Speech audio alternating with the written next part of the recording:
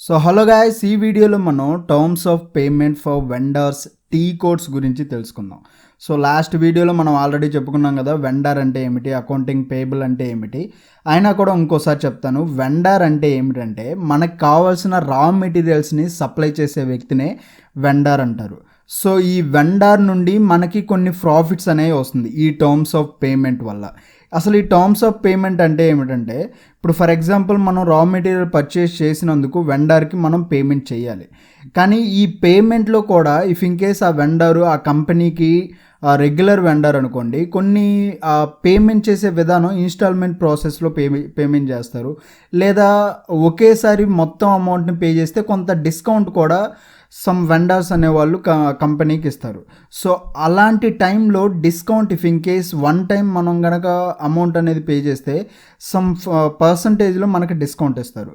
So ఆ discount అనేది మనకి ప్రాఫిట్ అవుతుంది. సో అలాంటి డీటెయిల్స్ అన్నీ కూడా ఈ టర్మ్స్ ఆఫ్ పేమెంట్లో స్టోర్ చేయబడతాయి. సో ఈ terms of payment for vendors T కోడ్స్లో ఫస్ట్ కన్సల్టెంట్ చేసే వర్క్స్ ఏంటి, ఆ తర్వాత ఎండ్ యూజర్ చేసే వర్క్స్ ఏంటి, వన్ బై వన్ తెలుసుకుందాం. సో ఫస్ట్ వచ్చేసరికి creation of terms of payment. First terms of payment అనేది క్రియేట్ చేయాలి.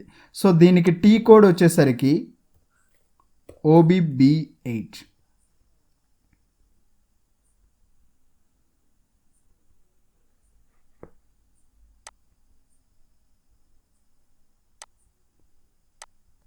OBB8 అంటే ఇది ఫస్ట్ టర్మ్స్ ఆఫ్ పేమెంట్లో కూడా డిఫరెంట్ టైప్స్ ఉంటాయి.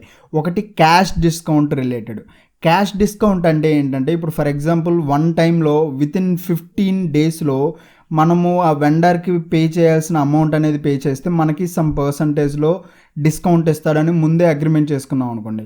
ఫర్ ఎగ్జాంపుల్ 15 డేస్లో మనం పే చేస్తే 5%, లేదా 30 డేస్లో మనం పే చేస్తే 3% డిస్కౌంట్ అనేది. ఆ 15 డేస్లో మనం పే చేస్తే మనకు 5% డిస్కౌంట్ వస్తుంది. ఇప్పుడు ఫర్ ఎగ్జాంపుల్ 5 lakhకి మనకు 5% అంటే 25,000 వస్తుంది.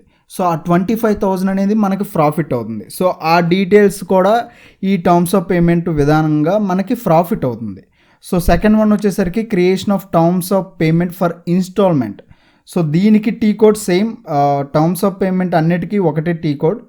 కాకపోతే మీకు క్లారిటీగా అర్థం కావడానికి ఎన్ని టర్మ్స్ ఆఫ్ పేమెంట్ ఉంటాయని చెప్పడానికి నేను డివైడ్ చేశాను. So creation of terms of payment for installment అంటే, ఇప్పుడు మనం ఒక 5 lakh అనేది మనం వెండర్కి పే చేయాలి. సో ఇన్స్టాల్మెంట్ ప్రాసెస్లో 3 ఇన్స్టాల్మెంట్లో ఈ 5 lakh పే చేస్తాను అని చెప్పడానికి ఈ టర్మ్స్ ఆఫ్ పేమెంట్ అనేది మనం క్రియేట్ చేసి ఆ తర్వాత వెండర్కి అసైన్ చేసామంటే అప్పుడు అది లింక్ అయిపోతుంది. ఆ తర్వాత ఫస్ట్ ఇన్స్టాల్మెంట్కి ఒక 30%, సెకండ్ ఇన్స్టాల్మెంట్కి ఒక 30%, అండ్ థర్డ్ ఇన్స్టాల్మెంట్కి ఒక 40%. ఈ విధంగా ఇన్స్టాల్మెంట్ బేసిస్లో మనం పేమెంట్ అనేది చేయొచ్చు. సో థర్డ్ వన్ వచ్చేసరికి creation of terms of payment for immediate. దీనికి T code same. Immediate payment అంటే ఇప్పుడు మనం రా మెటీరియల్ పర్చేజ్ చేసిన వెంటనే పేమెంట్ చేయడం. దీనివల్ల ఎలాంటి ప్రాఫిట్ రాదు, అంటే ఎలాంటి క్యాష్ డిస్కౌంట్ రాదు. అట్ ద సేమ్ టైం ఎలాంటి ఇన్స్టాల్మెంట్ ప్రాసెస్లో మనం పే చేయము. ఇమ్మీడియట్గా ఎప్పుడైతే రా మెటీరియల్ పర్చేజ్ చేస్తామో అప్పుడే అమౌంట్ అనేది ఇచ్చేస్తాం. సో ఫోర్త్ వన్ వచ్చేసరికి define terms of payment for installment payment.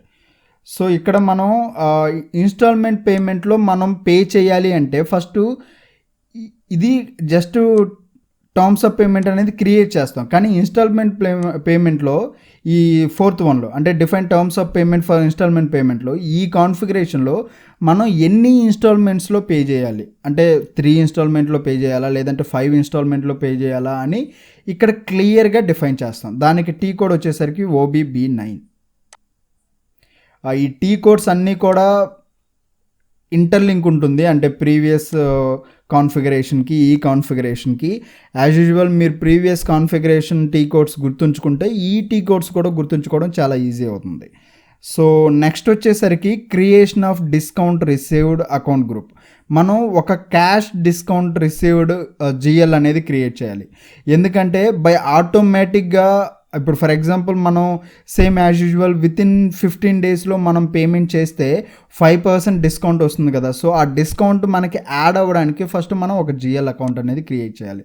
As usual GL accounts create చేయాలంటే T code FS00. So define next వచ్చేసరికి define account group for automatic posting time. So ఈ automatic posting అంటే ఏమిటంటే ఈ discount received అనేది ఫస్ట్ మనం టర్మ్స్ ఆఫ్ పేమెంట్ అనేది వెండర్కి అసైన్ చేస్తాం. సో అసైన్ చేయంలోనే ఈ డిస్కౌంట్ రిసీవ్డ్ అనేది బై ఆటోమేటిక్గా మనకి క్రెడిట్ అవుతుంది. సో ఆటోమేటిక్గా మనకి క్రెడిట్ అవ్వాలి అంటే అలా క్రియేట్ చేసిన డిస్కౌంట్ రిసీవ్డ్ జిఎల్ని మనం ఈ ఆటోమేటిక్ పోస్టింగ్కి అసైన్ చేయాలి. సో దానికి టీ కోడ్ ఏంటి, OBXU.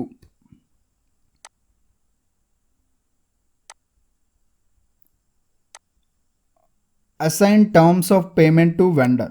ఇప్పుడు మనం ఏవైతే ఆ టర్మ్స్ ఆఫ్ పేమెంట్ అనేది క్రియేట్ చేసామో ఆ టర్మ్స్ ఆఫ్ పేమెంట్స్ అన్నీ కూడా వెండర్కి అసైన్ చేయాలి. సో వెండర్కి అసైన్ చేయాలంటే టీ కోడ్ వచ్చేసరికి FXK02.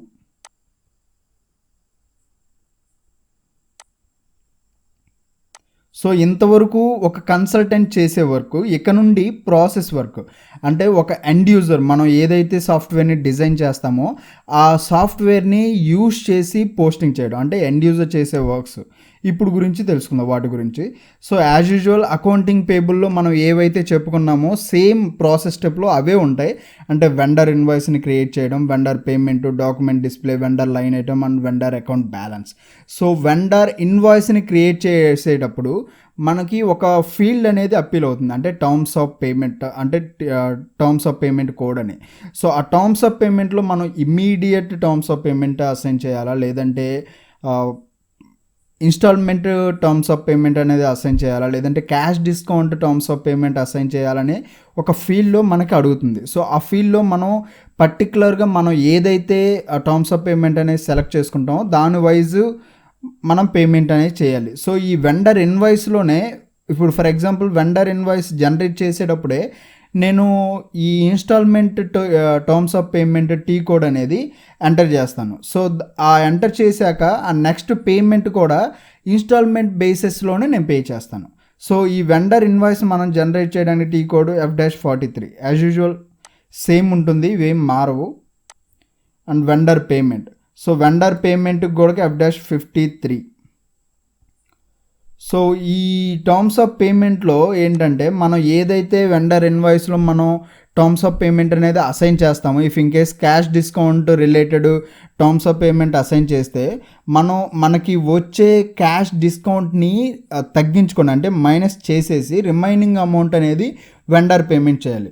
ఫర్ ఎగ్జాంపుల్ మనం 5 lakh అనేది వెండర్ ఇన్వాయిస్ చేసేటప్పుడు క్యాష్ డిస్కౌంట్ రిలేటెడ్ అంటే 15 daysలో పే చేస్తే మనకి 5% క్యాష్ డిస్కౌంట్ వస్తుంది అనే terms of payment T code అనేది మనం మెన్షన్ చేసాం, అంటే ఆ కోడింగ్ని. సో అలాంటి సిచ్యువేషన్లో మనం 15 days లోపల వెండర్ పేమెంట్ చేసాం, అప్పుడు మనకు ఆ 5 lakhలో 5% డిస్కౌంట్ వస్తుంది కదా. అంటే 5 lakhలో 5% అంటే ఎంత, 25,000. సో ఆ 25,000ని మైనస్ చేస్తే 5 lakhలో సో 4,75,000 వస్తుంది. సో ఈ వెండర్ పేమెంట్లో 4,75,000 ఎంటర్ చేసి మనం పేమెంట్ చేయాలి, అంటే 25,000 అనేది మనకి డిస్కౌంట్ అయింది.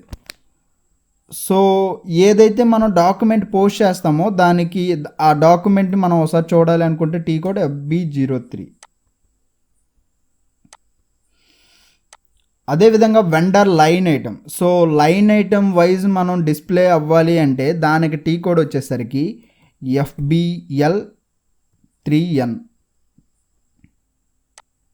సేమ్ అకౌంటింగ్ పేబుల్లో మనం ఏదైతే ప్రాసెస్ స్టెప్స్ తెలుసుకున్నామో సేమ్ ఉంటాయి, పెద్ద డిఫరెన్స్ కూడా ఉండదు. అండ్ అకౌంట్ బ్యాలెన్స్ని తెలుసుకోవాలి అంటే FK10N.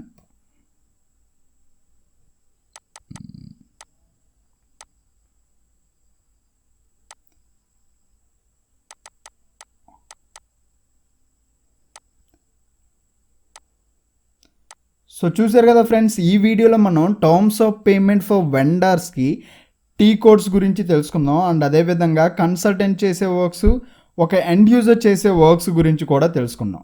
సో నెక్స్ట్ వీడియోలో terms of payment for customer T codes, అంటే కస్టమర్కి మనం ఏ విధంగా టీ కోడ్స్ అనేవి క్రియేట్ చేయాలి, అండ్ అదేవిధంగా ప్రాసెస్ స్టెప్స్ ఏంటి, అండ్ కన్సల్టెంట్ వర్క్స్ ఏంటి, ఎండ్ యూజర్ చేసే వర్క్స్ ఏంటి అనే విషయాల గురించి నెక్స్ట్ వీడియోలో తెలుసుకుందాం.